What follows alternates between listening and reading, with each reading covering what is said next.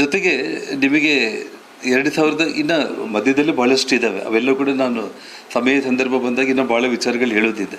3-4 ವಿಚಾರಗಳು ಮಾತ್ರ ನಾನು ಹೇಳಬೇಕಾಗುತ್ತೆ. 2018ರಲ್ಲಿ ಬಳ್ಳಾರಿ ಗ್ರಾಮೀಣದಲ್ಲಿ ಸೋಲ್ತೀನಿ ಅನ್ನೋ ಭಯದಲ್ಲಿ ಮೊಳಕಾಲ್ಮೂರು ಕಾನ್ಸ್ಟಿಟ್ಯೂನ್ಸಿನ ಶ್ರೀರಾಮುಲು ಅವರು ಸೆಲೆಕ್ಟ್ ಮಾಡಿಕೊಂಡಾಗ, ಯಾಕೆಂದರೆ ನಾನು ಬಳ್ಳಾರಿ ಜಿಲ್ಲೆಗೆ ಹೋಗೋಂಗಿಲ್ಲ, ಸೊ ಚಿತ್ರದುರ್ಗದ ಮೊಳಕಾಲ್ಮೂರಲ್ಲಿ ಸೆಲೆಕ್ಟ್ ಮಾಡಿಕೊಂಡು ನನ್ನ ಸಹಾಯ ತಗೋಬೋದು ಅನ್ನೋ ಒಂದು ಕಾರಣಕ್ಕೆ ತಗೊಂಡ್ರು. ಆದರೆ ನನಗೆ ಪಕ್ಷದ ನಾಯಕರುಗಳು, ಪಕ್ಷದಲ್ಲಿ ನನಗೆ ಸುಮಾರು ಅಂದರೆ ನನ್ನ ಪಾರ್ಟಿಯಲ್ಲಿ ಇರದೇ ಇರುವಂಥ ಸಂದರ್ಭ ಮತ್ತು ನಿಮಗೆಲ್ಲ ಆ ಸಂದರ್ಭದಲ್ಲಿ ನನ್ನ ಪಾರ್ಟಿಯಲ್ಲಿ ಇನ್ವಾಲ್ವ್ ಮಾಡ್ಕೊಳ್ಳೋದಕ್ಕೆ ಆಗಲಿಲ್ಲ. ಆ ಸಂದರ್ಭದಲ್ಲಿ ಇವನಿಗೆ ಬಾದಾಮಿ ಟಿಕೆಟ್ ಕೂಡ ಕೊಟ್ಟರು.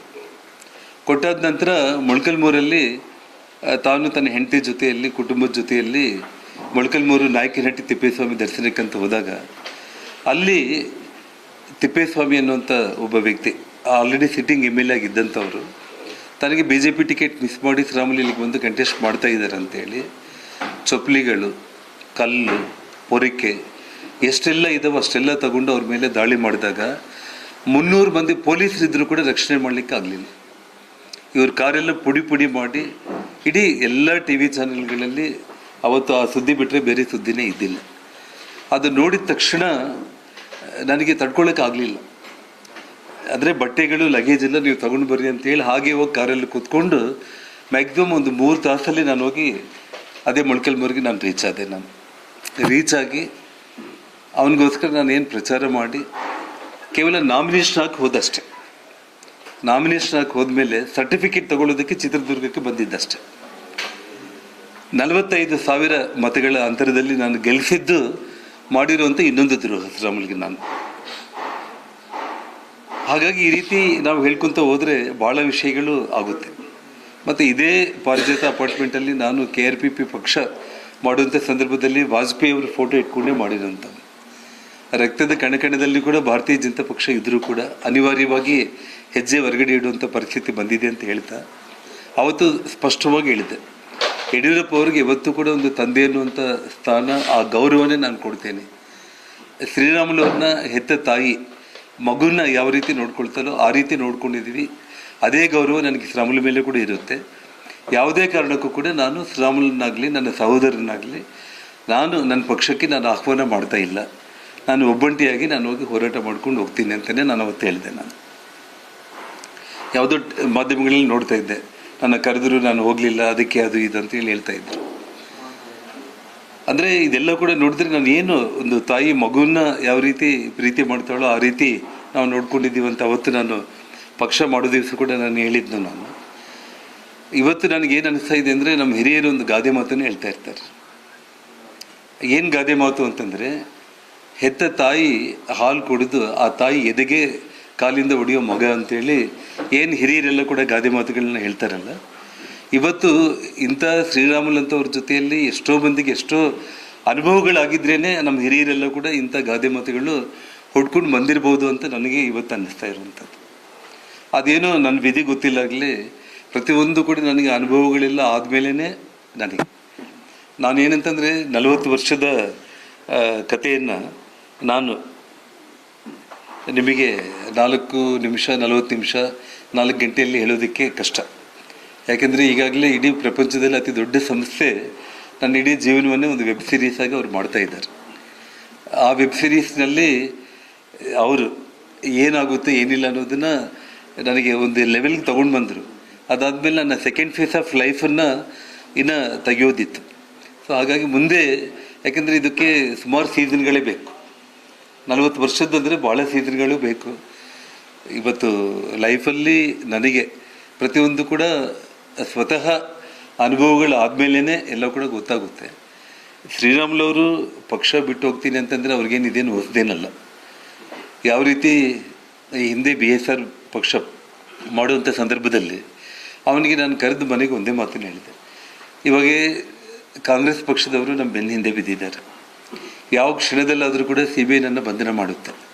ಈ ಸಮಯದಲ್ಲಿ ನೀನು ಪಕ್ಷ ಮಾಡಿ ಪಕ್ಷ ನಿನಗೆ ಮಂತ್ರಿ ಸ್ಥಾನ ಸದಾನಂದ ಗೌಡ್ರನ್ನ CM ಮಾಡಿದಾಗ ಕೊಡಲಿಲ್ಲ ಅನ್ನೋ ಕಾರಣಕ್ಕೆ ಪಕ್ಷ ಮಾಡೋದು ಬೇಡ. ತುಂಬ ಪೇಷನ್ಸಿಂದ ಇರೋಣ, ನಮ್ಮ ಭಾಳ ಕಷ್ಟಗಳಿದ್ದಾವೆ, ಸ್ವಲ್ಪ ತಾಳ್ಮೆಯಿಂದ ಇರೋಣ ಅಂತೇಳಿ ಹೇಳಿದರು ಕೂಡ ಇಲ್ಲ ಅಂತೇಳಿ 1 ತಿಂಗಳು ಟೈಮ್ ಕೊಟ್ಟೆ ನಾನು.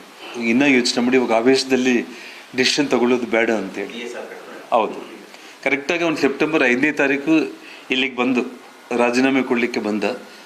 ಅಲ್ಲಿ ಬೆಳಿಗ್ಗೆ ಅವನ ಮನೆ ಬಿಟ್ಟ, ನಮ್ಮ ಮನೆಗೆ ಬಂದು ನನ್ನ ಮಾತಾಡಿಸ್ಬಿಟ್ಟು ನಿನ್ನ ಬ್ಲೆಸ್ಸಿಂಗ್ಸ್ ಇರಬೇಕು ಅಂತ ಹಿಂಗೆ ಹೋಗಬೇಕು ಅಂತೇಳಿ ಮುಂಚೆ, ಅಂದರೆ ಸೆಪ್ಟೆಂಬರ್ 4th ಮೈಸೂರಿಗೆ ಹೋಗಿ ಚಾಮುಂಡೇಶ್ವರಿ ದರ್ಶನ ಮಾಡ್ಕೊಂಡು ಬೆಂಗಳೂರಿಗೆ ಬಂದು ಪ್ರೆಸ್ ಮೀಟ್ ಮಾಡ್ತೀನಿ ಅಂತೇಳಿ ಬಂದ.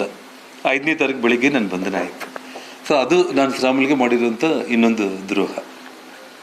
ಅಂದರೆ ನನ್ನ ಏನೇ ಕಷ್ಟಗಳು ಬಂದರೂ ಕೂಡ 14 ವರ್ಷಗಳಲ್ಲಿ ಏನೆಲ್ಲ ಅನುಭವಿಸಿದ್ರು ಕೂಡ ಇದೆಲ್ಲದನ್ನು ಕೂಡ ಮೀರಿ ಏನು ಕಾಪಾಡ್ಕೊಂಡು ಬಂದಿದ್ದೀನಲ್ಲ ನಾನು. ಸೊ ಅದು ನಾನು ಅವ್ರಿಗೆ ಮಾಡಿರುವಂಥ ಒಂದು ದ್ರೋಹ. ನಾನು ರಾಜಕೀಯ ವಿಚಾರಗಳು ಹೇಳಬೇಕು ಅಂತಂದರೆ ನೋಡಿರಿ, ಒಬ್ಬ ಮನುಷ್ಯ ಜನಗಳಲ್ಲಿ ವಿಶ್ವಾಸ ಸಂಪೂರ್ಣವಾಗಿ ಕಳ್ಕೊಂಡಾಗ 14 ವರ್ಷ ನಾನು ಇರಲಿಲ್ಲ ಬಳ್ಳಾರಿಯಲ್ಲಿ. 14 ವರ್ಷ ನಾನು ಬಳ್ಳಾರಿಯಲ್ಲಿ ಇಲ್ಲದೇ ಇರುವಂಥ ಸಂದರ್ಭದಲ್ಲಿ ಜನಗಳ ಪ್ರೀತಿ ಎಷ್ಟು ದೊಡ್ಡ ಮಟ್ಟಕ್ಕೆ ಬೆಳೆಸ್ಕೋಬೇಕಾಗಿತ್ತು, ಜನರ ವಿಶ್ವಾಸ ಎಷ್ಟು ಗಳಿಸ್ಕೋಬೇಕಾಗಿತ್ತು. ಒಬ್ಬ ರಾಜ್ಯ ಮಟ್ಟದ ನಾಯಕ ಅಂತಂದರೆ ನಮ್ಮ ಸ್ವಂತ ಊರಲ್ಲಿ ನಾವು ಗೆಲ್ಲಕ್ಕೆ ಆಗ್ತಾ ಇಲ್ಲ ಅನ್ನೋಂಥ ಒಂದು ಪರಿಸ್ಥಿತಿ ಬಂದರೆ ಅದನ್ನು ಶ್ರೀರಾಮುಲು ಆತ್ಮವಿಮರ್ಶೆ ಮಾಡ್ಕೋಬೇಕು. ಸೊ ಪಕ್ಷದ ವರಿಷ್ಠರು ಇವತ್ತು ನಾನು ಹೋಗಿ ಶ್ರೀರಾಮುಲು ಸಂಡೂರಲ್ಲಿ ಚುನಾವಣೆಯಲ್ಲಿ ಸೋಲಿಸಿದ್ದಾರೆ ಅಂತೇಳಿ ಹೇಳುವಷ್ಟು ನನ್ನ ಜಾಯಮಾನದಲ್ಲ. ನಾನು ಮೊದಲಿಂದ ಕೂಡ ನೇರವಾಗಿ ನಾನು ಮಾತಾಡ್ತಾ ಇರುವಂಥದ್ದೇ. ಮತ್ತು ನನ್ನ ಪಕ್ಷದಲ್ಲಿ ಕರ್ಕೋಬೇಕು ಅಂತೇಳಿ ತೀರ್ಮಾನ ಮಾಡಿದ್ದು ನಮ್ಮ ಡೆಲ್ಲಿ ಪಕ್ಷದ ನಮ್ಮ ಹಿರಿಯರು, ನಮ್ಮ ನಾಯಕರುಗಳು. ಅಷ್ಟೇ ಆಗಲಿ, ನಾನು ಯಾರೋ ಒಬ್ಬ ರೆಕಮೆಂಡೇಷನಲ್ಲಿ ಹೋಗಿದ್ದವನಲ್ಲ. ನನಗಿದು ಒಂದು ಶಕ್ತಿ ಸಾಮರ್ಥ್ಯ ಜನಗಳಲ್ಲಿ BJP ಪಕ್ಷದ ಪರವಾಗಿ ನನಗಿರುವಂಥ ಅಭಿಮಾನ ನೋಡಿ ಏನೋ ಆಗಿದೆ ಅಂತೇಳಿ ನನ್ನ ಪಕ್ಷದಲ್ಲಿ ತಗೊಂಡ್ರೆ ಆಗಲಿ, ಯಾರೋ ಶಿಫಾರಸು ಮಾಡಿ ನನ್ನ ಪಕ್ಷದಲ್ಲಿ ಬಂದಿರುವಂಥ ಒಂದಷ್ಟು ದುಸ್ಥಿತಿ ನನಗಿದ್ದಿಲ್ಲ ಇವತ್ತು ಕೂಡ. ನನ್ನ ಕೈಯಲ್ಲಿ ಬೆಳೆದಿರೋನ ಸಹಾಯ ತಗೊಂಡು ನಾನು ಮೆಟ್ಲೇರಬೇಕು ಅನ್ನುವಂಥ ವ್ಯಕ್ತಿ ನಾನಲ್ಲ. ಶಕ್ತಿ ಇಲ್ಲ ಅಂತಂದರೂ ಕೂಡ ಬೇಕಾದರೆ ಕಟ್ಗೆ ಇಟ್ಕೊಂಡಾದರೂ ನನ್ನ ಪಾರ್ಟಿಗೆ ಹತ್ತಿನಾಗಲಿ. ನಾನು ಅಷ್ಟು ನಿಸ್ಸಹಾಯಕ ನಾನು ಇವತ್ತು ಕೂಡ ನಾನಲ್ಲ. ಇವತ್ತೇನಾಗಿದೆ ಅಂತಂದರೆ ಅವರಿಗೆ ಎಲ್ಲೋ ಒಂದು ಕಡೆ ಇನ್ಸೆಕ್ಯೂರಿಟಿ ಏನಂತಂದರೆ ಜನಾಂಗದಲ್ಲಿ ಬೇರೆಯವರು ಯಾರಾದರೂ ಬೆಳೀತಾ ಇದ್ದರೆ ಇವತ್ತು ಎಲ್ಲ ಕಾನ್ಸ್ಟಿಟ್ಯೂನ್ಸಿಗಳಲ್ಲಿ ವಾಲ್ಮೀಕಿ ಜನಾಂಗದವರು ಸೋತಿದ್ದಾರೆ. ಈ ನಮ್ಮ ಕಲ್ಯಾಣ ಕರ್ನಾಟಕ ಭಾಗದಲ್ಲಿ ಏನಾದರೂ ಒಬ್ಬ ಗೆದ್ದುಬಿಟ್ರೆ ನನ್ನ ಅಸ್ತಿತ್ವ ಹೋಗುತ್ತೆ ಅನ್ನೋ ಭಯದಲ್ಲೇ ಅವ್ರೇನು ತಪ್ಪುಗಳು ಮಾಡ್ಕೊಂಡಿದ್ದಾರೆ ಅದು ನನಗೂ ಗೊತ್ತಿಲ್ಲ. ಹನುಮಂತ ಅವರೇನೋ ಒಂದು ಸಭೆ ಮಾಡಿ ಮೀಟಿಂಗಲ್ಲಿ ಮಾತಾಡ್ತಾ ಇದ್ದಿದ್ದು ಯಾರೋ ವಿಡಿಯೋ ತೆಗೆದು ಮಾಧ್ಯಮಗಳಿಗೆಲ್ಲ ಕೊಟ್ಟಿದ್ದು ನಾನು ನೋಡಿದೆ. ನಾನು ಇವತ್ತು ಪಕ್ಷಕ್ಕೆ ತಂದೆಯಾಗಿರುವಂಥ ಒಂದು ಇಡೀ ಪ್ರಪಂಚದಲ್ಲೇ ಭಾರತೀಯ ಜನತಾ ಪಕ್ಷ ಅತಿ ಹೆಚ್ಚು ಮೆಂಬರ್ಶಿಪ್ ಇರುವಂಥ ಒಂದು ಪಾರ್ಟಿ. ಪಕ್ಷಕ್ಕೆ ತಂದೆಯಾಗಿರುವಂಥ ಇಂಟೆಲಿಜೆನ್ಸ್ ರಿಪೋರ್ಟ್ಸ್ ಎಲ್ಲವೂ ಕೂಡ ಇರುತ್ತೆ. ಅದರ ಆಧಾರದ ಮೇಲೆ ಅವ್ರು ಏನು ಕೇಳಿದ್ದಾರೆ, ಇವರು ಏನು ಹೇಳಿದ್ದಾರೆ ಅನ್ನೋದು ನನಗೂ ಗೊತ್ತಿಲ್ಲ ಸರ್. ಅಷ್ಟೇ ಆಗಲಿ, ಜನಾರ್ದನ್ ರೆಡ್ಡಿ ಹೇಳಿದ ತಕ್ಷಣ ಅಲ್ಲ, ಇವತ್ತು ಒಂದು ಬೂತ್ಗೆ 40-50 ಮಂದಿ ಕಾರ್ಯಕರ್ತರು ಇರ್ತಾರೆ, BJPಗೆ ಮತ ಹಾಕುವಂಥ ಮತದಾರರು ಇರ್ತಾರೆ, ಲಕ್ಷಾಂತರ ಜನಗಳು. ಅವರ ಅಭಿಪ್ರಾಯಗಳನ್ನ ಪಕ್ಷ ನಾಯಕರುಗಳು ನಮ್ಮ ಸನ್ಮಾನ್ಯ ಸದಾನಂದ ಗೌಡರ ನೇತೃತ್ವದಲ್ಲಿ ಒಂದು ಕಮಿಟಿ ರಚನೆ ಮಾಡಿ ಅಲ್ಲಿಗೆ ಹೋಗಿ ಎಲ್ಲ ಕಾರ್ಯಕರ್ತರ ಹತ್ರ ಕೂಡ ಅವ್ರು ಮಾಡಿ ಒಂದು ರಿಪೋರ್ಟನ್ನು ತಗೊಂಡಿದ್ದಾರೆ. ಯಾವ ಆಧಾರದ ಮೇಲೆ ನಾಯಕರುಗಳು ಅವ್ರನ್ನ ಯಾವ ಪ್ರಶ್ನೆ ಕೇಳಿದಾರೋ ನನಗಂತೂ ಗೊತ್ತಾಗಲಿಲ್ಲ. ಆದರೆ ಮಾಧ್ಯಮಗಳಲ್ಲಿ ಇಷ್ಟೆಲ್ಲ ಗೊಂದಲ ಮಾಡಿಕೊಂಡು ಯಾರೋ ಒಬ್ಬರ ಮೇಲೆ ಈ ರೀತಿ ಆರೋಪ ಮಾಡೋದ್ರಿಂದ ನಾನು ಶ್ರೀರಾಮುಲುಗೆ ತಮ್ಮ ಮೂಲಕ ನಾನು ಹೇಳೋದು ಕೊನೆಗೆ ಒಂದೇ ಒಂದು ವಿಷಯ.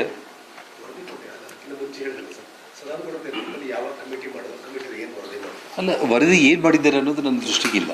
ಯಾಕೆಂದರೆ ಅವ್ರು ಬಂದು ಅಭಿಪ್ರಾಯಗಳೆಲ್ಲ ತಗೊಂಡು ಹೋಗಿದ್ದಾರೆ. ಅವರು ನನ್ನ ಅಭಿಪ್ರಾಯ ನಾನು ಕೊಟ್ಟಿದ್ದೀನಿ. ನನ್ನ ಅಭಿಪ್ರಾಯದಲ್ಲಿ ನೋಡಿ, ಇದು ಬೈ ಎಲೆಕ್ಷನ್.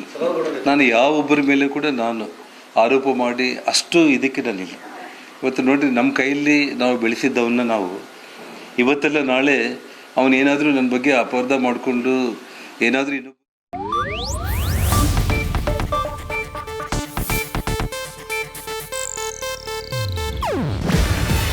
ಇದು ಏಷ್ಯಾನೆಟ್ ನ್ಯೂಸ್ ನೆಟ್ವರ್ಕ್ ಪ್ರಸ್ತುತಿ. ನೀವು ನೋಡ್ತಿದ್ದೀರಾ ಏಷ್ಯಾನೆಟ್ ಸುವರ್ಣ ನ್ಯೂಸ್.